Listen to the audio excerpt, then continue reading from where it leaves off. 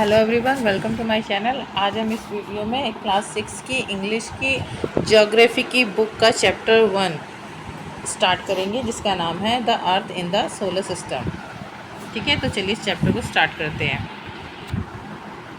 How wonderful it is to watch the sky after sunset. Sunset मतलब सूरज डूबने के बाद आसमान को देखना कितना अच्छा लगता है। One would first notice or two bright dot shining in the sky. ठीक है, तो जब रात हो जाती है तब उसके बाद में जब हम स्काई को देखते हैं तो हमें एक या दो डॉट जो है चमकती हुई दिखती हैं। ठीक है, soon you would see the number increasing. आपको धीरे धीरे ऐसा लगने लगता है कि उसके नंबर इंक्रीज़ हो रहे हैं। मतलब जैसे ही सूरज डूबता है, सूरज डूबने के बाद जब हम स्काई को देखते हैं तो वो बहुत अच्छा लगता है। तो हमें जैसे सूरज डूबता है तो एकदम से रात नहीं होती है, थोड़ी सी शाम रहती है, तो हमें एक दो चमकती हुई डॉट आसमान में दिखती हैं। फिर जैसे जैसे रात होती जाती है तो हमें लगता है, हमें फिर दिखने लगता है कि हाँ, वो जो डॉट्स हैं, जो चमकती हुई डॉट्स हैं, उनकी जो नंबर्स हैं वो इंक्रीज़ हो रहे हैं, नंबर बढ़ रहे हैं। ठीक है ना।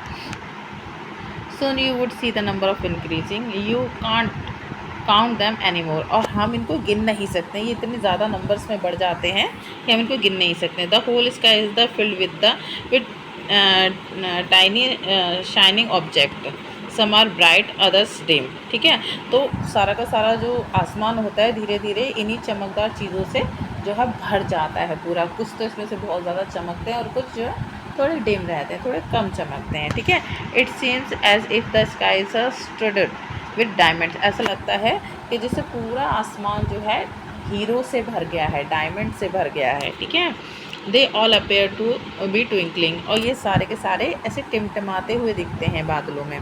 But if you look at them carefully you will notice that some of them to do not twinkling as other do. लेकिन जब आप इन्हें बड़े ध्यान से देखते हैं तो आप ये नोटिस करेंगे कि जो इनमें से कुछ जो तारे होते हैं वो दूसरे की तरह टिमटिमा नहीं रहे हैं, कुछ ज़्यादा टिमटिमाते हैं, कुछ कम टिमटिमाते हैं। ठीक है, they simply glow without any flickers just as the moon shine. ठीक है, तो देखिए ये बेसिकली तारों के बारे में बताया जा रहा है। ठीक है, तो जो मतलब हज़ारों लाखों करोड़ों तारे हैं आसमान में, जो गिन नहीं सकते हैं हम। ठीक है, along with these bright objects you may also seen moon on most of the day। ठीक है, इन तारों के साथ साथ हमें जो है ज़्यादातर दिनों पे क्या है, चंद्रमा भी दिख सकता है। ठीक है, इट में however appear at a different times in a different shape and a different position. लेकिन ये जो चंद्रमा होता है हमें अलग अलग समय पर दिखता है, अलग अलग शेप में दिखता है। ठीक है ना, और अलग अलग पोजीशन पर दिखता है आसमान में। You can see the full moon only once in about months time. ठीक है, हमें जो फुल मून है ना केवल महीने में एक ही बार दिखता है। ठीक है ना, जो फुल मून होता है। ठीक है, और it is a full moon night और पूर्णिमा। और इस रात को क्या कहते हैं, इसे फुल मून लाइट बोलते हैं, पूरे चांद की रात बोलते हैं, या फिर इसे पूर्णिमा बोलते हैं। ठीक है ना, पूरे महीने में एक ही बार जो है चंद्रमा पूरा निकलता है और उसको पूर्णिमा कहते हैं या फुल मून लाइट बोलते हैं। ठीक है, a fortnight later you can't see it all it at all. ठीक है, अब 15 दिन के बाद, फोर्टनाइट होता है 15 दिन के बाद में आपको ये बिल्कुल भी मतलब आप इसे बिल्कुल नहीं देख पाएंगे। ठीक है, it is a new moon night और अमावस्या। तो इस रात को क्या कहते हैं, मतलब 15 दिन के बाद जो है चाँद जो है दिखाई नहीं देता है। तो इस जो 15 दिन के बाद जो 16वीं रात आती है उसको क्या कहते हैं, उसे जो है न्यू मून नाइट बोलते हैं या फिर अमावस्या बोलते हैं। अमावस्या के दिन चाँद निकलता नहीं है ना, छुप जाता है। ठीक है, on this day you can watch the night sky best provided it is a clear night। ठीक है, कि ऑन दिस डे, इस दिन पर जब अमावस्या होती है उस दिन पर you can watch the night sky best. उस दिन आप जो है रात में स्काई को बहुत अच्छे से देख सकते हैं, लेकिन बस मतलब शर्त ये होनी चाहिए कि वो जो रात है वो क्लियर होनी चाहिए, मतलब बादल वगैरह नहीं होने चाहिए। ठीक है, do you wonder why can't we see the moon and all those bright tiny objects during day time. आपको ये जानकर बड़ी हैरानी होगी कि हम मून और जो जितने भी जो आसमान पे जो तारे चमकते हैं और जितनी भी जो चीज़ें चमकती हैं जो कि रात में दिखाई देती हैं, हमें दिन में जो है वो दिखाए, हम उन्हें दिन में नहीं देख सकते हैं। ठीक है, it is because the very bright light of the sun does not allow to see all this object bright object of the night sky. ठीक है, तो ऐसा क्यों होता है कि मतलब जो चीज़ें हमें आसमान में रात में दिखाई देती हैं, बड़ी क्लियर तरीके से दिखाई देती हैं, चाहे वो चाँद हो या सितारे हो या कुछ और हो, सैटेलाइट वगैरह हो, वो हम दिन की रोशनी में क्यों नहीं देख पाते? क्योंकि सूरज की रोशनी की वजह से। सूरज की रोशनी इतनी ज़्यादा तेज़ होती है दिन में कि उसकी वजह से हम उन चाँद और तारों को जो है नहीं देख पाते हैं। ठीक है, the sun, the moon and the all object shining in the night sky are called celestial body. ठीक है, जो जो सन है और जो मून है और जितनी भी और जो आसमान में जो चमकती हुई चीज़ें हैं, मतलब तारे वगैरह हैं, जो सैटेलाइट वगैरह हैं, उन सबको क्या है, सेलेस्टियल बॉडी कहा जाता है। तो देखिए ये जो है पॉइंट, ये बहुत ज़्यादा इंपॉर्टेंट है, तो आप इसको याद रखिएगा। ठीक है, कि सेलेस्टियल क्वेश्चन आ सकता है आपके एग्ज़ाम में कि सेलेस्टियल बॉडी क्या होती है। तो क्या होती है सेलेस्टियल बॉडी? सन, मून और जितने भी जो आसमान में, रात के आसमान में, नाइट स्काई में जो भी ऑब्जेक्ट चमकते हैं, उन सबको क्या कहते हैं? सेलेस्टियल बॉडी कहते हैं। नोट कीजिएगा। ठीक है, some celestial bodies are very big और हॉट। ठीक है, कुछ सेलेस्टियल बॉडी जो होती है बहुत ज़्यादा बिग होती हैं, बड़ी होती हैं और गर्म होती हैं। They are made up of gases, और ये किससे बनी होती है? गैसेस से बनी होती हैं। ठीक है, they have their own heat and light, उनके पास अपनी खुद की हीट होती है, खुद की जो है गर्माहट होती है, हीट होती है और खुद की रोशनी होती है। ठीक है, which they emit in a large amount, ये बहुत बड़ी अमाउंट में होती हैं, मतलब बहुत ज़्यादा होती हैं। This celestial body are called stars, और इन सेलेस्टियल बॉडीज़ को क्या कहते हैं? स्टार्स कहते हैं। The sun is a star, sun भी एक स्टार है। ठीक है, तो देखिए मैं भी यहाँ पे क्लियर कर देती हूँ, ये भी आपके लिए बहुत ज़्यादा इंपॉर्टेंट है नोट। ठीक है ना, कि स्टार क्या है? स्टार भी एक सेलेस्टियल बॉडी है। ठीक है ना, इन स्टार के पास में सबसे जो मेन पॉइंट है क्या है कि स्टार्स भी एक सेलेस्टियल बॉडी है। ठीक है, इनके पास अब ये बहुत बड़े होते हैं और बहुत गर्म होते हैं। सेकंड, तीसरा पॉइंट क्या है कि इनकी अपनी खुद की लाइट होती है और खुद की हीट होती है। ठीक है ना, और ये अमाउंट में बहुत ज़्यादा होते हैं, मतलब नंबर्स में बहुत ज़्यादा होते हैं। तो ये 4 पॉइंट आपके बन गए। फर्स्ट ये बन गया कि ये स्टार, ये सेलेस्टियल बॉडी होते हैं। ठीक है ना, और सेकंड क्या बन गया कि ये बहुत ज़्यादा बड़े होते हैं और हॉट होते हैं। ठीक है, और थर्ड क्या बन गया? थर्ड पॉइंट ये बन गया किससे बने होते हैं? ये गैसेस से बने होते हैं। ठीक है ना, फोर्थ पॉइंट क्या बन गया? फोर्थ पॉइंट बन गया कि इनकी अपनी खुद की हीट होती है, खुद की लाइट होती है। ठीक है ना, फिफ्थ पॉइंट हो गया कि ये अमाउंट में बहुत ज़्यादा होते हैं। ठीक है ना, और इन सबको क्या कहते हैं? Celestial body. ये तो फर्स्ट अपना पॉइंट बन ही गया है। ठीक है ना, लास्ट में क्या है? सन भी एक स्टार होता है। ठीक है, तो ये इम्पॉर्टेंट है आपके लिए, ये सेलेस्टियल बॉडी क्या होती है, और स्टार भी एक सेलेस्टियल बॉडी है, और इसकी क्या क्या जो है वो है, क्या कहते हैं, क्या खूबियाँ हैं, वो आपको बतानी होंगी। ठीक है ना, एग्ज़ाम में ये ज़रूर पूछा जाएगा, तो प्लीज़ केयरफुली। ठीक है, countless twinkling stars in the night sky are similar to the sun. ठीक है ना, अब ये जो मतलब काउंटलेस, मतलब जो कि हम गिन ही नहीं सकते हैं, मतलब रात में जो भी सितारे चमकते हैं, इतने सितारे चमकते हैं कि हम गिन नहीं सकते हैं, ये भी किसकी तरह होते हैं? सन की तरह ही होते हैं। But we do not feel their heat और लाइट, हमें लेकिन ये जो तारे हैं, हमें इनकी हीट और लाइट जो है हम फील नहीं होती है। फील इसलिए नहीं होती क्योंकि ये पृथ्वी से बहुत बहुत ज़्यादा दूर होते हैं। सूरज बहुत पास होता है पृथ्वी के, मतलब इतना भी पास नहीं होता कि वो हमें वो जला दे। एक ठीक है, एक डिसेंट डिस्टेंस पे मेंटेन रहता है, जिसकी वजह से जितनी लाइट अर्थ को चाहिए सरवाइव के लिए, उतनी लाइट और रोशनी हमें सूरज से मिलती है। ठीक है, लेकिन जो स्टार होते हैं ना, वो सूरज से बहुत ज़्यादा बड़े होते हैं, बहुत ज़्यादा गर्म होते हैं, लेकिन हमें उनकी हीट और लाइट इसलिए हमें इफ़ेक्ट नहीं करती है क्योंकि वो हमसे, अर्थ से बहुत ज़्यादा दूरी पर होते हैं। ठीक है,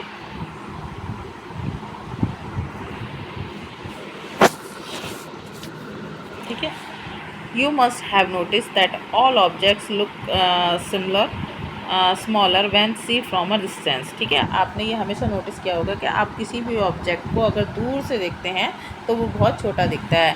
how small an aeroplane looks when it is fly at a great height. ठीक है, जब हम देखते हैं कि आसमान में बहुत ऊंचाई पर जब एरोप्लेन उड़ रहा है तो वो बहुत छोटा दिखता है। एक्चुअली में एरोप्लेन होता तो बहुत बड़ा है, लेकिन हम जब देखते हैं कि आसमान में जब हम नज़र उठा के देखते हैं कि हाँ भाई एरोप्लेन जा रहा है, उड़ रहा है, तो वो बहुत छोटा दिखता है। क्यों? क्योंकि वो हमसे बहुत ज़्यादा दूर है। ठीक है, while watching a night sky, जब हम रात में आसमान को देखते हैं, you may notice various patterns formed by different groups of star. तो आपने ये नोटिस किया होगा के जो है अलग अलग स्टार्स जो होते हैं वो जो स्टार्स होते हैं वो अलग अलग तरह के पैटर्न्स बनाते हैं, ठीक है ना।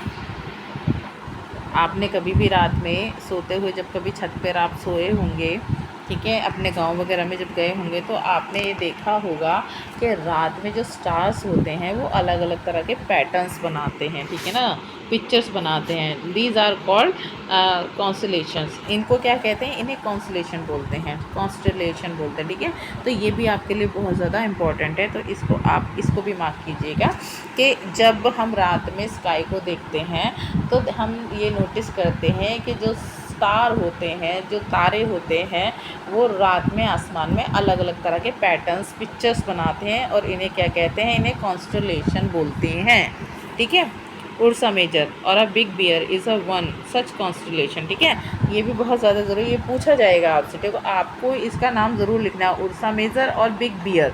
यह एक बहुत ही ज़्यादा फेमस कॉन्स्टलेशन है, तो आपको इनके नाम याद रखने होंगे, ठीक है ना।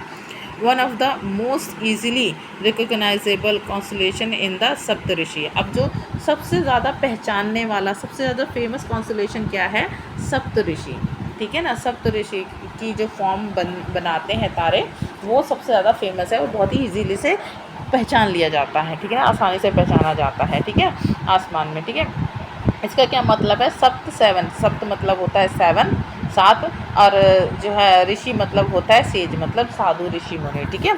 It is a group of 7 star. ये 7 स्टारों का एक ग्रुप होता है, ठीक है। That form a part of a Ursa Major constellation, जो कि उर्सा मेजर कॉन्स्टलेशन को बनाता है, ठीक है। Ask someone elder in your family and a neighbourhood to show your more stars. अपने पड़ोस में या अपनी फैमिली में किसी बड़े से पूछो आपको और ज़्यादा स्टार दिखाने के लिए, planet and constellation in the sky, और प्लैनेट्स को दिखाने के लिए और कॉन्स्टलेशन को दिखाने के लिए आप उनसे पूछ सकते हैं, ठीक है ना। इन अ एंशिएंट टाइम, पुराने समय में, people use to determine direction during the night with the help of a star, ठीक है ना। तो पुराने समय में जो लोग होते थे वो जब कहीं एक जगह से दूसरी जगह ट्रैवल करते थे, यात्रा करते थे, तो वो क्या है, डायरेक्शन ढूंढने के लिए किनकी मदद लेते थे? तारों की मदद लेते थे, ठीक है। तारों की मदद से वो रात में डायरेक्शन का पता लगाते थे, ठीक है। The north star indicated the north direction. अब जो नॉर्थ स्टार होता है ना, जो कहते हैं ना ध्रुव तारा, जिसको हिंदी में हम बोलते हैं, कभी कभी घर में बोलते हैं, मम्मी पापा बताते हैं ये ध्रुव तारा है, सबसे ज़्यादा चमकता है, तो उसे क्या कहते हैं? North star. वो क्या बताता है? नॉर्थ की डायरेक्शन बताता है, क्योंकि वो हमेशा नॉर्थ में ही होता है। जब भी वो आसमान में चमकता है वो हमेशा नॉर्थ में ही होता है। तो पहले के लोग उस तारे को देखते थे और कहते थे ये नॉर्थ की डायरेक्शन है, ठीक है ना। It is also called a pole star, और इसको क्या कहते हैं? इसे पोल स्टार भी बोलते हैं, ठीक है। देखिए यहाँ पिक्चर्स में दिखा रखा होगा, देखिए ये दिखा रखा है, ठीक है। ये देखिए, ये क्या है? ये नॉर्थ स्टार है और इसको जो है पोल स्टार भी बोलते हैं, ठीक है ना। और इसी को ही देख करके पहले के लोग जो है आसमान में इसी तारे को देख करके डायरेक्शन का पता लगाते थे, ठीक है। हम कहाँ थे? Pole star. It always remains in the same position in the sky. ये हमेशा स्काई में अपनी सेम पोजीशन पे ही निकलता है, नॉर्थ की डायरेक्शन में ही निकलता है हमेशा, ठीक है ना। We can located the position of a pole star with the help of a Saptarishi. हम जो है पोल स्टार की लोकेशन कैसे पता कर सकते हैं? सप्तऋषि की मददों से हम जो है पोल स्टार की लोकेशन को पता कर सकते हैं, जैसे कि इस पिक्चर में दिखा रखा है, ठीक है। ये देखिए, ये क्या है? ये सप्तऋषि है, ठीक है। ये सप्तऋषि का फॉर्म है और इससे जो है एक इमेजिनरी लाइन इस लड़की ने खींची है जो कि नॉर्थ पोल का लोकेशन बता रही है, ठीक है। You will notice that if an imaginary line is a drawing joining the pointer stars and extended further, it will point to the polar star, जो मैंने अभी आपको पिक्चर्स में दिखाया, ठीक है। Some celestial body do not have their own heat and light, ठीक है। कुछ जो celestial bodies होती हैं उनकी अपनी ना तो खुद की हीट होती है ना अपनी लाइट होती है। They are lit by the light of the star. ये रोशनी कहाँ से लेती हैं? ये स्टार से रोशनी लेती हैं, ठीक है।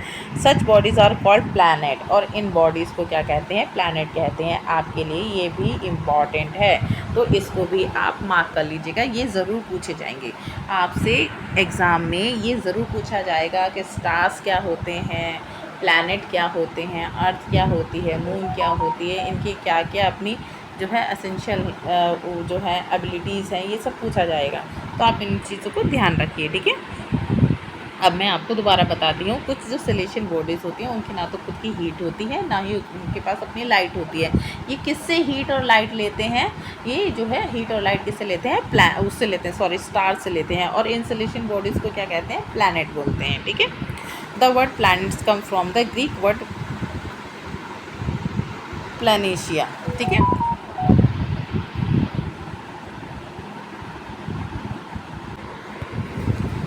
ये जो प्लैनेट वर्ड आया है, ये कहाँ से आया है? ग्रीक लैंग्वेज से आया है, जिसको कि क्या कहते कहा जाता था ग्रीक में? प्लेनेशिया बोला जाता था। विच कम्स वंडर्स, जिसका मतलब विच मीन्स वंडर, मतलब जिसका मतलब होता है हैरानी, आश्चर्यजनक, ठीक है। The earth on which we live in is a planet, जो अर्थ है जिस पे हम रहते हैं उसको भी एक प्लानट बोला जाता है, ठीक है। It gets all its heat and light from the sun, वो जो अर्थ है, अर्थ अपनी हीट और लाइट कहाँ से लेती है? अर्थ के पास जो हीट है और जो रोशनी है वो कहाँ से आती है? वो सन से आती है, सन से ली जाती है, ठीक है ना। Which is our nearest star, जो कि पृथ्वी का सबसे नियरेस्ट स्टार है, मतलब सबसे हमने अभी पढ़ा था ना पीछे कि सन भी एक स्टार होता है, तो जो सन है वो धरती के सबसे पास का स्टार है, ठीक है। If you look at the earth from a great distance, अगर आप बहुत दूर से अर्थ को देखेंगे, the say the moon it will appear to be shining just as a moon, ठीक है ना। तो जब आप अर्थ को बहुत दूर से देखते हैं तो ये बिल्कुल इसी तरह से चमकती है जैसे कि मून चमक रहा है आसमान में, जैसे कि चांद चमकता है, ठीक है। The moon that we see in the sky is a satellite, ठीक है। जो मून जो हम आसमान में देखते हैं, जिस मून को, चांद को आसमान में जो दिखता है उसे क्या कहते हैं? उसे सैटेलाइट बोलते हैं। इसे भी आप याद रखिए, ठीक है। It is a companion for our earth, ये हमारी जो अर्थ का कंपेनियन है, ठीक है ना, हमारे अर्थ का साथी है। एंड मूव्स अराउंड इट, और वो अर्थ के चारों ओर चक्कर लगाता है, मतलब ये अर्थ है और ये जो मून है ये अर्थ के चारों ओर इस तरह से चक्कर लगाएगा, ठीक है ना। Like our Earth, there are 7 other planets that get heat and light from the sun.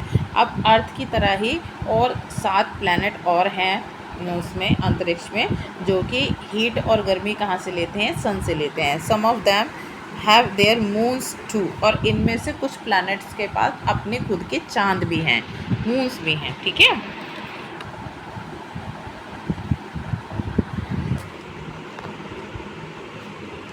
The solar system, अब सोलर सिस्टम के बारे में पढ़ते हैं, ठीक है। ये भी इम्पॉर्टेंट है, आप इसको ध्यान से पढ़िएगा। The sun, 8 planet, satellite and some other celestial bodies known as a asteroid and meteoroid, ठीक है ना। तो जो अब सोलर सिस्टम के बारे में पढ़ रहे हैं, तो हमारा जो सन है और जो 8 प्लैनेट है, ठीक है, और जो सैटेलाइट मतलब जो मून है, चांद है, और जो दूसरी सेलेशियल बॉडीज़ हैं मतलब तारे वगैरह हैं, उनको क्या कहते हैं? उन्हें एस्ट्रॉइड कहते हैं और उन्हें मीटरॉइड कहते हैं, ठीक है ना। ये एस्ट्रॉइड और meteoroid is a very very important for your exam purpose, ठीक है। तो आप इसको बहुत ध्यान से पढ़िएगा। देखिए यहाँ पर ये पिक्चर्स दिखा रखी है, देखिए ये जो सन है, ये सन है, ठीक है, ये भी एक स्टार है, और इससे सबसे ज़्यादा पास कौन सा प्लैनेट है? मरकरी, ठीक है ना। और उसके बाद क्या है? उसके बाद है वीनस, उसके बाद है अर्थ, और उसके बाद आता है मार्स। फिर ये एस्ट्रॉइड बेल्ट आ जाती है। एस्ट्रॉइड बेल्ट होती है जो मतलब आसमान में जो छोटी छोटी चीज़ें घूमती हैं ना, चमकदार छोटी छोटी चीज़ें घूमती हैं, तो वो इस तरह से एक पाथ पे घूमती है, जिसकी वजह से ये बेल्ट बन जाती है, और इसको कहते हैं एस्ट्रॉइड बेल्ट बोलते हैं। अभी हम इसके बारे में पढ़ेंगे आगे, ठीक है। और ये है जुपिटर, ठीक है। फिर उसके बाद में क्या आ जाता है? उसके बाद में आपका ये आ जाता है सैटर्न, और ये क्या आता है? ये देखिए इस तरह से 8 प्लैनेट्स के यहाँ पर पिक्चर्स दे रखी हैं, ठीक है। अब ये जो वीनस होता है ना, मैं आपको एक बात बताती हूँ, जो वीनस होता है ये अर्थ का ट्विंस माना जाता है, क्योंकि साइंटिस्टों को ऐसा लगता है, जब ये देखते हैं वीनस को, तो साइंटिस्ट बोलते हैं कि बिल्कुल जब इसको देखा जाता है तो ये बिल्कुल साइज़ में अर्थ की तरह ही होता है, दिखता भी अर्थ की तरह ही है, तो इसलिए साइंटिस्ट इसको वीनस को अर्थ का ट्विंस बोलते हैं, बिल्कुल जुड़वा बोलते हैं कि बिल्कुल हमशक्ल दिखता है, अर्थ की तरह ही दिखता है, ठीक है। From the solar system, we often call it a solar family with the sun as its head, ठीक है। अब सॉरी, हम दोबारा से पढ़ते हैं, हम कहाँ थे। देखिए सोलर सिस्टम के बारे में, सन और जो 8 प्लैनेट है और जो सैटेलाइट्स मतलब जो मून वगैरह है, और जो दूसरी जो सेलेस्टियल बॉडी है मतलब तारे वगैरह हैं, उन्हें एस्ट्रॉइड और मीटरॉइड बोला जाता है। किसमें बोला जाता है? हमारे सोलर सिस्टम में, ठीक है ना। हमारे तो और उसके बाद में ये सारा का सारा क्या है? सोलर सिस्टम है। इस सारे की सारी चीज़ें मिलकर इस सन आ गया, ठीक है, मून आ गया, ठीक है, और जो दूसरी सैटेलाइट्स चीज़ें हैं, 8 प्लैनेट आ गए, और उसके अंदर जो जो और दूसरे जो सेलेस्टियल बॉडी हैं जैसे स्टार वगैरह, ये सारे के सारे मिलकर क्या बनाती हैं? एक सोलर फैमिली बनाती हैं, ठीक है ना। इन सब के ग्रुप को क्या कहते हैं? सोलर फैमिली बोलते हैं, ठीक है ना। और इन सब का हेड कौन होता है? इस फैमिली का हेड होता है सन, ठीक है। द सन, अब सन के बारे में पढ़ेंगे, ठीक है ना। The sun is in the centre of the solar system. Sun क्या है? हमारे जो सोलर सिस्टम है उसका बिल्कुल सेंटर है, ठीक है ना। सन जो है हमारे सोलर सिस्टम के सेंटर में है, बिल्कुल बिल्कुल बीचों बीच है। हमने अभी पिक्चर में देखा ना, ये देखिए, ये देखिए बिल्कुल बीचों बीच है, ठीक है ना। तो इसी तरह से सन जो है सोलर सिस्टम के बीचों बीच है, ठीक है। It is a hug and made up extremely hot gases. ये किससे बना है? ये बहुत ज़्यादा गर्म गैसों से बना हुआ है, ठीक है। It provides the pulling force that bind the solar system, ठीक है। इससे क्या निकलती है? इससे पुलिंग फोर्स निकलती है, मतलब गुरुत्वाकर्षण जो वो होती है ना, गुरुत्वाकर्षण वो निकलता है, ठीक है ना। ग्रेविटी निकलती है, ग्रेविटी फोर्स निकलती है, जो कि सारे सोलर सिस्टम को बांधे रहती है। मतलब हमारे सोलर सिस्टम में जितनी भी सारी चीज़ें हैं, जितनी भी ऑब्जेक्ट हैं, चाहे वो प्लैनेट हो, चाहे वो स्टार हो, चाहे वो मून हो, उन्हें अपनी अपनी जगह पर वो बांधे रहती है, ग्रेविटी फोर्स जो है, ठीक है। The sun is the ultimate source of a heat and a light for the solar system. अब जो सन है ना, वो एकमात्र ऐसा सोर्स है जो कि हमारे सोलर सिस्टम को लाइट और हीट प्रोवाइड करता है, ठीक है। But that tremendous heat is not felt so much by us because despite being our nearest star it is far away from us, ठीक है ना। लेकिन जो हमें सन की जो मतलब जो बहुत ज़्यादा तेज़ जो वो होती है ना, हीट हमें महसूस नहीं होती है। क्यों नहीं होती है महसूस? क्योंकि ये जो हमारा जो नियरेस्ट स्टार है, मतलब जो हमारा जो सन है, वो हमसे काफ़ी दूर है। इसकी वजह से जो है सन की जो इतनी ज़्यादा जो हीट होती है ना, जो किसी भी चीज़ को पिघला दे, वो हमें ज़्यादा महसूस नहीं होती। हमें उतनी ही महसूस होती है जितने की हमें ज़रूरत है, जितने की अर्थ में लाइफ को सर्वाइव करने के लिए ज़रूरत है। और ये अर्थ से कितना दूर है? 150 मिलियन ये जो है अर्थ से दूर है, ठीक है ना। 150 मिलियन दूर है ये अर्थ से, ठीक है। तो आप इसके बारे में भी याद रखिएगा, सन के बारे में, ये भी इम्पॉर्टेंट है, ठीक है। अब है प्लैनेट्स के बारे में जो है पढ़ते हैं। There are 8 planets are solar system in order of their distance from the sun.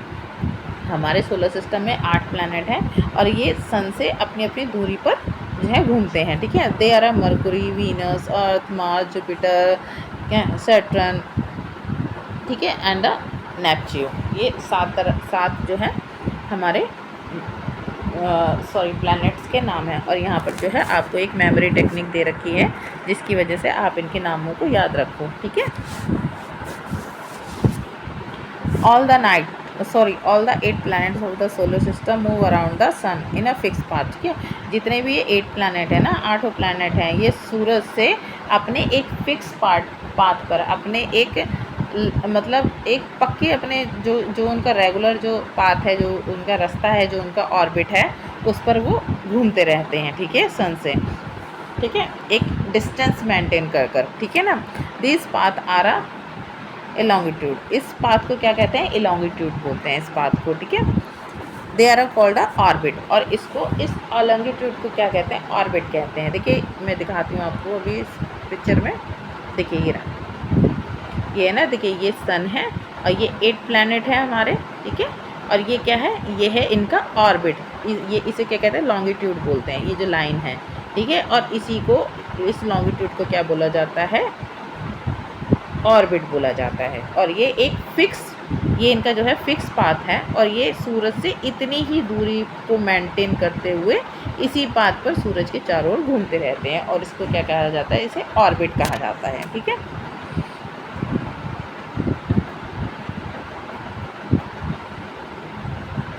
Mercury is the nearest to the sun. Mercury जो है सन के बिल्कुल पास, जो सबसे पास है प्लैनेट सन के, वो है मरकरी। ठीक है ना। It takes only about 88 days to complete one round along its orbit. अब ये अपने ऑर्बिट पे घूमता हुआ सूरज का एक चक्कर कितने दिनों में लगाता है, 88 डेज में, मतलब 88 दिनों में सूरज का एक चक्कर ये कंप्लीट करता है अपने ऑर्बिट पर घूमते हुए। ठीक है ना।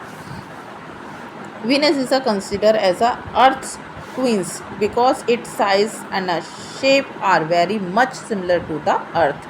ठीक है, मैंने आपको बताया ना, वीनस जो है उसको क्या बोला जाता है, उसको अर्थ का जो है ट्विंस बोला जाता है, जुड़वा बोला जाता है। क्यों बोला जाता है? क्योंकि उसका जो साइज़ है और जो शेप है वो बहुत ज़्यादा मिलता जुलता है किससे, अर्थ से। ठीक है। देखिए मैं आपको यहाँ पे दिखाया ना मैंने, ये देखिए सबसे ज़्यादा पास क्या है, मरकरी। ठीक है। मरकरी जो है 88 डेज पर जो है सूरज का एक चक्कर लगाता है अपनी ऑर्बिट में। ठीक है ना। अब उसके बाद में जो वीनस है उसे अर्थ का ट्विंस माना जाता है। ठीक है।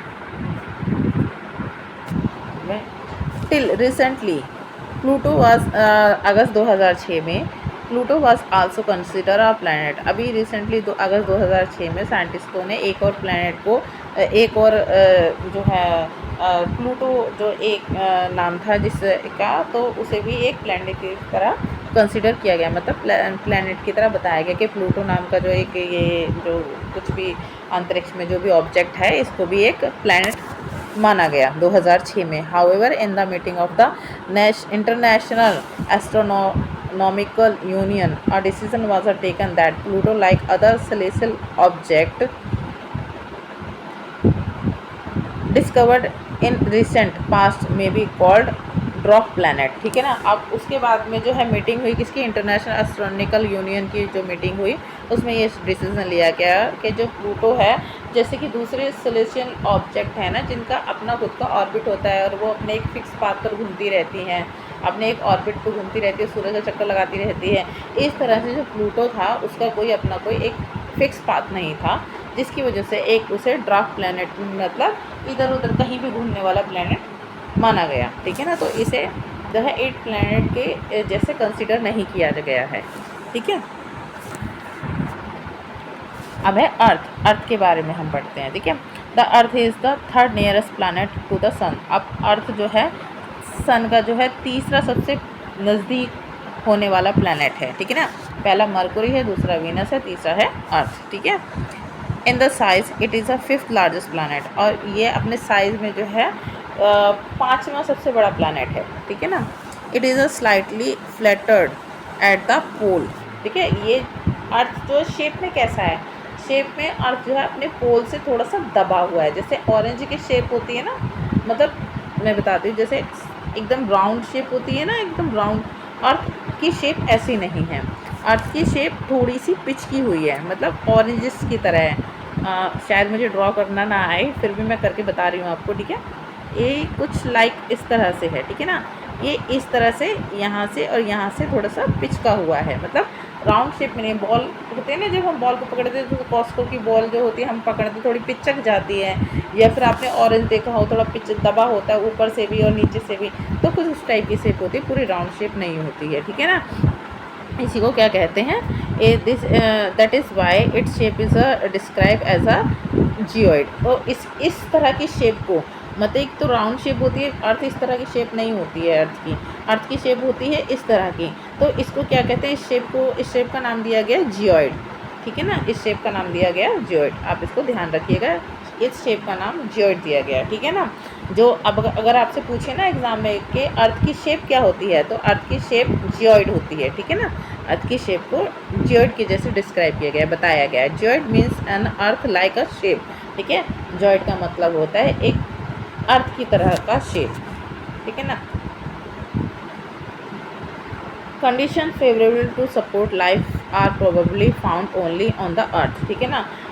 लाइफ जहाँ पर सरवाइव कर सके, ठीक है, जहाँ पर जीवन हो सके, उस तरह की जो कंडीशन है सिर्फ और सिर्फ कहाँ पर पाई गई हैं, अर्थ पर पाई गई हैं। The earth is a neither too hot nor too cold. Earth जो है ना तो बहुत ज़्यादा गर्म है और ना ही बहुत ज़्यादा ठंडी है। It has water and air. उसके पास अर्थ के पास पानी भी है और हवा भी है। Which are a very essential for our survival. जो कि जीवन जीने के लिए बहुत ज़्यादा महत्वपूर्ण है। And air has life supporting gases like oxygen. और एयर के अंदर जो जो मतलब अर्थ पे जो एयर बहती है, हवा जो है एयर पर मौजूद, उसके अंदर लाइफ सपोर्ट मतलब लाइफ को, जीवन को सहारा देने के लिए, जीवन जीने के लिए जो सबसे इम्पॉर्टेंट गैस है और जो कि क्या है ऑक्सीजन है, वो मौजूद है। बिकॉज ऑफ दिस रीज़न, इन सभी कारणों की वजह से the earth is a unique planet in the solar system. Earth जो है हमारे सोलर सिस्टम में सबसे ज़्यादा यूनिक प्लानट है। ठीक है, अर्थ पर जो है सर्वाइव करने के लिए हवा भी है, हीट भी है, कोल्ड भी है। ठीक है ना, मतलब एक डिसेंट बहुत डिसेंट कंडीशन है for supporting surviving of a life. ठीक है, तो इसलिए अर्थ जो है हमारे सोलर सिस्टम का बहुत ही ज़्यादा यूनिक प्लैनेट है। ठीक है ना, फ्रॉम द आउटर स्पेस, जब हम बाहर से देखते हैं, ठीक है, the earth appears blue because its two third surface is covered by water. जब हम ऊपर से देखते हैं, अंतरिक्ष से देखते हैं, तो हमें जो हमारी अर्थ है ब्लू कलर की दिखती है, क्योंकि हमारी अर्थ का जो 2/3 पार्ट है, 2/3 हिस्सा है, वो सारा का सारा पानी से भरा हुआ है। ठीक है, इसीलिए इसको क्या कहते हैं, इसे हमारी अर्थ का जो सेकंड नाम है, जो दूसरा फेमस नाम है, वो है ब्लू प्लैनेट। हमारी अर्थ को जो है ब्लू प्लैनेट बोला जाता है, नीला प्लैनेट भी बोला जाता है। ठीक है, अब क्या है, अब हम मून के बारे में पढ़ेंगे। ठीक है, the moon, our earth has only 1 satellite. हमारी अर्थ के पास केवल एक ही सैटेलाइट है, जबकि जो 8 प्लैनेट हमने पढ़े, उनमें से काफ़ी सारे प्लैनेटों के पास में अपने अपने मून्स थे। ठीक है ना, लेकिन हमारी अर्थ के पास में एक ही सैटेलाइट है जिसको मून कहते हैं। ठीक है, its diameter is only 1/4 that of a earth. ठीक है, उसका जो डायमीटर है, हमारे मून का जो डायमीटर है, वो अर्थ का 1/4 है। ठीक है ना, it appears so big because it is near to our planet than other celestial bodies. ये बहुत बड़ा दिखता है जब हम आसमान में, हम अपनी अर्थ से आसमान में देखते हैं चांद को, तो वो हमें बहुत बड़ा दिखता है, क्योंकि ये जो और सेलेस्टियल बॉडीज़, मतलब जो सेलेस्टियल बॉडीज़ हैं, जो स्टार हैं, वो बहुत दूर हैं, इसलिए हमें बहुत छोटे दिखते हैं। क्योंकि ये हमारी अर्थ के बहुत ज़्यादा पास है चांद, तो ये हमें बहुत बड़ा दिखता है। ठीक है, it is about 3,84,400 kilometre away from us. ठीक है ना, ये धरती से यानी हमसे कितनी दूर है चांद, 3,84,400 किलोमीटर दूरी पर चांद हमसे है।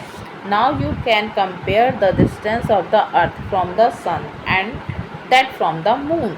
अब आप ये कंपेयर कर सकते हैं कि सूरज से धरती की, सूरज और चंद्रमा से धरती की दूरी कितनी है। ठीक है,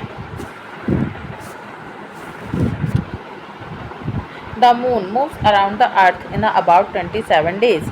अब जो चांद है, मान लीजिए ये हमारी अर्थ है, ये जो है मून है, अब ये कितने दिनों में चांद जो है धरती का एक चक्कर पूरा करेगा, 27 डेज।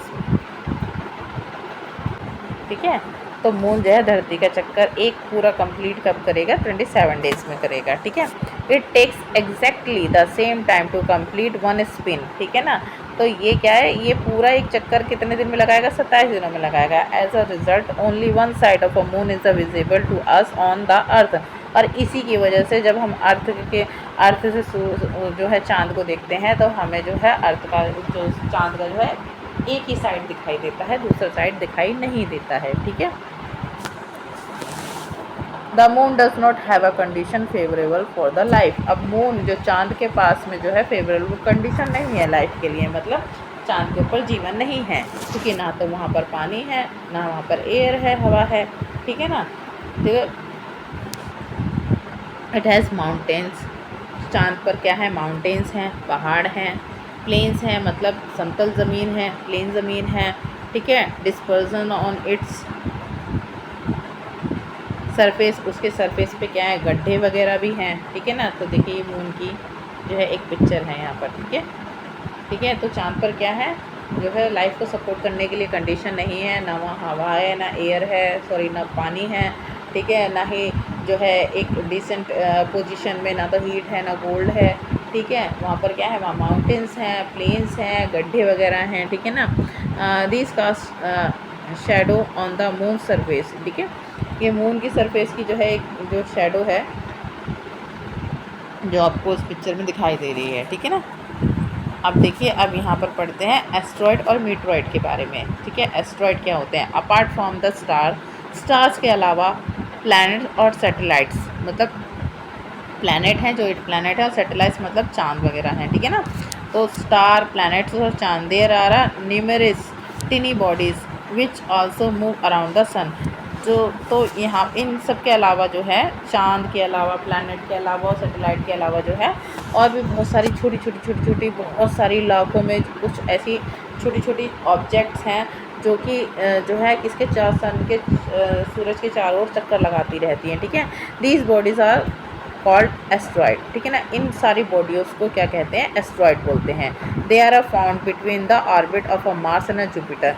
ये किसके, ये जो एस्ट्रॉयड होते हैं ये कहाँ दिखती हैं, ये कहाँ पर होती हैं, ये मार्स और जुपिटर के बीच में, बीच का जो ऑर्बिट है उसमें ये वहाँ पर पाई जाती है। मैंने दिखाया था ना आपको, एक एस्ट्रॉयड बेल्ट है, ठीक है ना। Scientist of the are of the view the asteroid are a part of a planet which exploded many years back, ठीक है। मैं आपको दोबारा से समझाती हूँ इसको, ठीक है। एस्ट्रॉयड मीन्स क्या होता है, एस्ट्रॉयड देखिए, हमारी जो वो है स्पेस है, मतलब जो अंतरिक्ष है उसमें क्या है, जो स्टार हैं, प्लैनेट हैं और जो सैटेलाइट्स मतलब मून वगैरह है, इनके अलावा भी जो है बहुत सारी लाखों में जो छोटी छोटी सी कुछ ऐसे ऑब्जेक्ट्स हैं, कुछ ऐसे बॉडीज़ हैं जो कि सूरज के चारों ओर घूमते रहते हैं। और इन बॉडीज़ को क्या कहा गया है, इन बॉडीज़ को कहा गया है एस्ट्रॉयड, ठीक है ना। और ये कहाँ पाए जाती है, एस्ट्रॉयड कहाँ पाए जाते हैं, ये मार्स और जुपिटर का जो मार्स और जुपिटर का जो ऑर्बिट है उसके बीच में एक इस तरह से बेल्ट बनी हुई है जिसे एस्ट्रॉयड बेल्ट बोलते हैं, वो उस वहाँ पाए जाते हैं ये।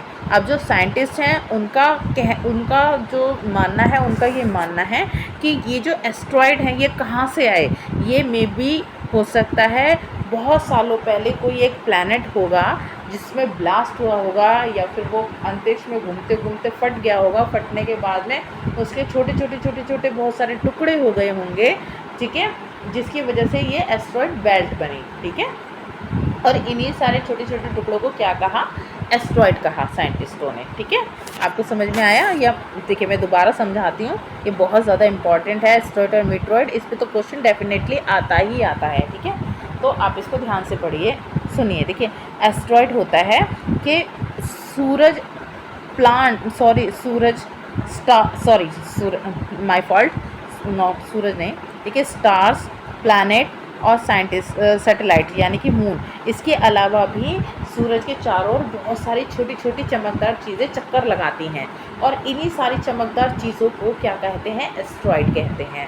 अब साइंटिस्ट, और ये एस्ट्रॉयड कहाँ पर होती हैं, ये मार्स और जुपिटर का जो ऑर्बिट है उसके बीच में एक इस तरह से बेल्ट बनी हुई है, ये वहाँ पर एस्ट्रॉयड होते हैं सारे के सारे। अब साइंटिस्टों का मानना है कि एस्ट्रॉयड क्या होंगे, कैसे बने ये एस्ट्रॉयड, तो ये एस्ट्रॉयड इस तरह से बने कि साइंटिस्टों का मानना है कि काफ़ी सालों पहले कोई एक प्लैनेट होगा जो कि अंतरिक्ष में घूमते घूमते टूट कर बिखर गया, और जब वो टूट कर बिखरा तो उसके जो छोटे छोटे पार्टों में डिवाइड हो गया, और जिसकी वजह से ये, और फिर ये जो छोटे छोटे पार्ट है ना, ये सूरज के चारों ओर घूमने लगे, और इन्हीं को नाम क्या दिया जाने लगा, एस्ट्रॉयड, ठीक है ना। और जो ये जिस रास्ते पर घूमते हैं ना, ये सारे के सारे सूरज के चारों ओर ये छोटे छोटे प्लांट्स जो पार्ट हैं, चमकदार पार्ट हैं, ये जब सूरज के चारों ओर जिस रास्ते पर घूमते, जिस ऑर्बिट पे घूमते हैं, उसे एस्ट्रॉयड बेल्ट बोलते हैं, ठीक है। देखिए यहाँ पर दिखा रखा है पिक्चर में, मैं आपको दिखाती हूँ। देखिए ये देखिए ये है एस्ट्रॉयड बेल्ट, ठीक है। तो ये सूरज के चारों ओर जो घूम रही है ना, ये जो अपने रास्ते पर, अपने ऑर्बिट पर, अपने पाथ पर घूम रही है, इसे एस्ट्रॉयड बेल्ट बोलते हैं। और साइंटिस्टों का मानना क्या है कि ये बने कैसे, ये छोटे छोटे पार्ट्स से बने कैसे। मे बी कोई सालों पहले एक प्लैनेट होगा जो कि टूटकर बिखर गया अंतरिक्ष में, और जिसके जब वो बिखरा तो वो छोटे छोटे पार्टों में डिवाइड हो गया, और वही छोटे छोटे पार्टों ने एक रास्ते पर चारों ओर घूमने लगे, किसके, सूरज की, ठीक है। तो अब आपको शायद आई थिंक समझ में आ गया होगा, ठीक है। अब हम किसको समझते हैं, हम समझते हैं मीटरॉइड को। अब ये मीटरॉइड क्या होते हैं, ठीक है ना। The small pieces of a rock which move around the sun are called meteoroid, ठीक है ना। अब जो सन, बहुत सारे पत्थर के छोटे छोटे टुकड़े होते हैं जो कि सन के चारों ओर चक्कर लगाते हैं, उसे क्या कहते हैं, उन्हें कहते हैं मीटरॉइड, ठीक है ना। Sometimes this meteoroid come near the earth and tend to drop upon it. कभी कभी ये जो मीटरॉइड होते हैं ना, ये जो पत्थर के छोटे छोटे टुकड़े होते हैं, ये जो अंतरिक्ष में सन के चारों ओर घूमते रहते हैं, ये क्या होते हैं, कभी कभी अर्थ के बहुत ज़्यादा पास आ जाते हैं और अर्थ पर गिर जाते हैं, ठीक है ना। और जब वो अर्थ पर गिरते हैं ना, जब वो मतलब अर्थ पर स्पेस से अंतरिक्ष से जो है अर्थ पर आकर गिरते हैं, तो उस दौरान वो इतनी स्पीड से आके गिरते हैं, इतनी ज़्यादा उनकी स्पीड होती है कि जो हवा होती है ना, मतलब जो वातावरण में जो हमारी हवा होती है वो इतनी ज़्यादा गर्म हो जाती है, जिसकी वजह से वो बहुत ज़्यादा गर्म हो जाते हैं, और गर्म होकर के वो क्या हो जाते हैं, जल जाते हैं। और जल जाते हैं, रास्ते में ही वो गर्म होकर जल जाते हैं, डिस्ट्रॉय हो जाते हैं, जिसकी वजह से वो अर्थ पर आकर नहीं गिर पाते हैं, ठीक है ना। तो यही ये चीज़ ही जो है लिखी हुई है इसमें। तो चलिए अब हम इसको रीड करते हैं, ठीक है। Sometimes this meteoroid come near the earth and tend to drop it, ठीक है ना। कभी कभी ये जो मीटरॉइड होते हैं ना, छोटी छोटी रॉक के टुकड़े होते हैं, ये अर्थ के पास आ जाते हैं और उस पर गिर जाते हैं। ड्यूरिंग दिस प्रोसेस, इस प्रक्रिया के दौरान, due to friction with the air, they get heated up and burn, ठीक है ना। और इस दौरान ये जब हवा के संपर्क में आते हैं तो ये बहुत ज़्यादा गर्म हो जाते हैं और हवा में ही जल जाते हैं, ठीक है। It causes a flash of light, और जिसकी वजह से हमें एक आसमान में एक चमकती हुई लाइट सी दिखाई देती है, ठीक है ना। Sometimes meteor without being completely burned, ठीक है, कभी कभी falls on the earth and create a hole. कभी कभी ये जो मीटरॉइड होते हैं ना, ये हवा में जल नहीं पाते हैं पूरी तरह से और धरती पर आके गिर जाते हैं, जिसकी वजह से धरती में होल हो जाता है, छेद हो जाता है, ठीक है। मतलब मैं आपको दोबारा समझाती हूँ, ठीक है। मीटरॉइड क्या होते हैं, मीटरॉइड जो है पत्थर के छोटे छोटे टुकड़े होते हैं जो कि सूरज के चारों ओर घूमते रहते हैं, और कभी कभी ये मीटरॉइड जो होते हैं ये धरती के बहुत ज़्यादा पास आ जाते हैं और उस पर आकर गिर जाते हैं, ठीक है। और जब ये धरती के ऊपर आकर गिरते हैं तो उस दौरान ये इतनी स्पीड से आसमान से नीचे आते हैं कि उस दौरान जो हवा में जो तापमान में जो हवा होती है वो इतनी ज़्यादा गर्म हो जाती है, जिसकी वजह से ये भी गर्म हो जाते हैं और ये जल जाते हैं, और जिसकी वजह से धरती पर आकर गिर नहीं पाते हैं, ठीक है ना। और उस दौरान जो है हमें आसमान में एक, रात में अगर आपने देखा हो तो हमें आसमान में एक सफ़ेद सी धारी दिखाई देती है, जिसको हम कभी कभी कहते हैं देखो टूटता हुआ तारा। हम कहते हैं ना रात में टूटता हुआ तारा, देखो वो देखा टूटा हुआ तारा। वो टूटता हुआ तारा नहीं होते, वो यही छोटे छोटे से उल्का पिंड होते हैं, ठीक है ना। स्मॉल पीसेस ऑफ रॉक मतलब उल्का पिंड, ठीक है।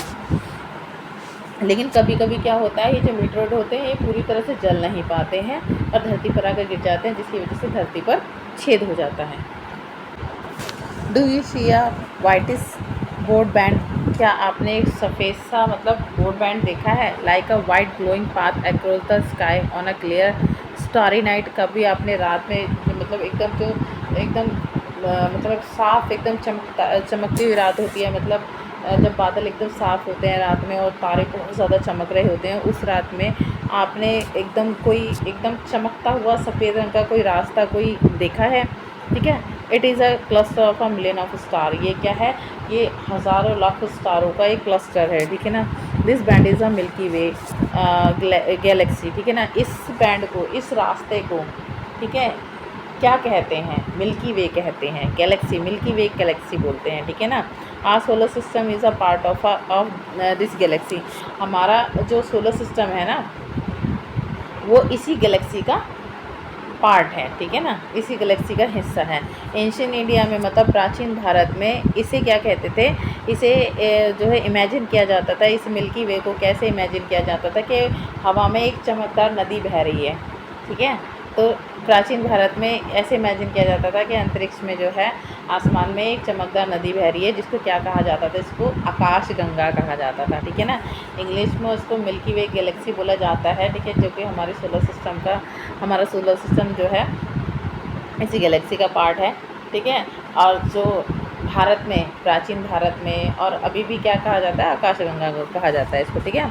और galaxy is a hub system of a billion of a star, ठीक है। अब ये जो गैलेक्सी है इसमें क्या है, इसमें हज़ारों लाखों करोड़ों जो है तारे हैं, तारे, ठीक है। ये हज़ारों मतलब लाखों करोड़ों तारों से बनी हुई है, ठीक है, Galaxy. And the cloud of a dust and gases, और इसमें जो है बादल हैं जो कि किससे बने हुए हैं, डस्ट और गैसेस से बने हुए हैं। There are million of such galaxies that make the universe, ठीक है ना। अब ये जो यूनिवर्स है, हमारा यूनिवर्स इतना बड़ा है कि इसमें बहुत सारी मतलब हमारा यूनिवर्स बहुत सारी लाखों गैलेक्सियों से बना हुआ है, ठीक है ना। लाखों गैलेक्सी मतलब आकाशगंगा मिल्की वे से मिलकर बना हुआ है क्या है, हमारा यूनिवर्स, ठीक है ना। अब it is a difficult to imagine how big the universe is, ठीक है। अब ये इमेजिन करना, ये फील करना, ये पता लगाना कि हमारा यूनिवर्स कितना बड़ा है, हम नहीं पता लगा सकते कि हमारा यूनिवर्स कितना बड़ा है, ठीक है ना। अंतरिक्ष जो है हमारा कितना बड़ा है, यूनिवर्स मतलब ब्रह्मांड, हमारा ब्रह्मांड कितना बड़ा है, ठीक है। Scientist are still trying to find out more and more about it. Scientist जो है अभी भी कोशिश कर रहे हैं हमारे ब्रह्मांड के बारे में और ज़्यादा जानने के लिए, ठीक है। We are not certain about its size, है ना। We know that all of us, you and I belong to this universe, ठीक है ना। हम इसके साइज़ के बारे में कुछ नहीं कह सकते हैं कि ये कितना बड़ा है, हम अभी तक नहीं जानते हैं लेकिन हम सारे के सारे इसी यूनिवर्स यानी इसी ब्रह्मांड से जुड़े हुए हैं, मतलब, ठीक है। अब ये क्या है, ये गैलेक्सी के बारे में बता रखा है यहाँ पर, मतलब देखिए इसमें भी ये बता रखा है कि एक जो है आपने कभी जब बिल्कुल आसमान साफ़ होता है, जब तारे एकदम चमकते रहते हैं, तो आपने कोई एक साफ चमकदार एक रास्ता देखा होगा, सफ़ेद चमकदार रास्ता देखा होगा, इसको क्या कहते हैं, ये बहुत, इसमें क्या है, इस रास्ते में जो बहुत लाखों हज़ारों करोड़ों जो है तारे शामिल रहते हैं, ठीक है ना। तो इसको क्या कहा जाता है, इसको मिल्की वे गैलेक्सी बोला जाता है, और एंशिएंट भारत में इसे जो है आकाशगंगा बोला जाता है, ठीक है। अब ये क्या है, अब जो हमारा जो यूनिवर्स है, हमारा जो ब्रह्मांड है, उसमें जो है लाखों गैलेक्सियाँ शामिल हैं। हमारा जो ब्रह्मांड किससे बना है, लाखों गैलेक्सियों लाखों आकाशगंगाओं से मिलकर बना हुआ है। अभी तक साइंटिस्टों को ये पता ही नहीं है कि हमारा जो ब्रह्मांड है कितना बड़ा है, वो साइज़ में कितना बड़ा है और उसमें क्या क्या है। अभी भी साइंटिस्ट इसके बारे में और ज़्यादा पता लगाने की कोशिश कर रहे हैं, लेकिन लास्ट में यही है कि हम सब इसी ब्रह्मांड से जुड़े हुए हैं, ठीक है। तो देखिए बच्चों, अब ये जो हमारा चैप्टर है कंप्लीट हो चुका है। तो अगर आपको मेरा वीडियो अच्छा लगा हो, मेरा पढ़ाना आपको समझ में आ रहा हो, तो प्लीज़ मेरे वीडियो को लाइक कीजिएगा, मेरे जो शेयर करके मेरे अपने दोस्तों के साथ मेरा वीडियो शेयर कीजिएगा, कमेंट करके बताइएगा कि आपको मेरा वीडियो कैसा लगा, आपको मेरा पढ़ाना कैसा लगा, और मेरे चैनल को सब्सक्राइब कीजिएगा। तो मिलते हैं नेक्स्ट वीडियो में नेक्स्ट चैप्टर के साथ में। Okay, thank you, bye.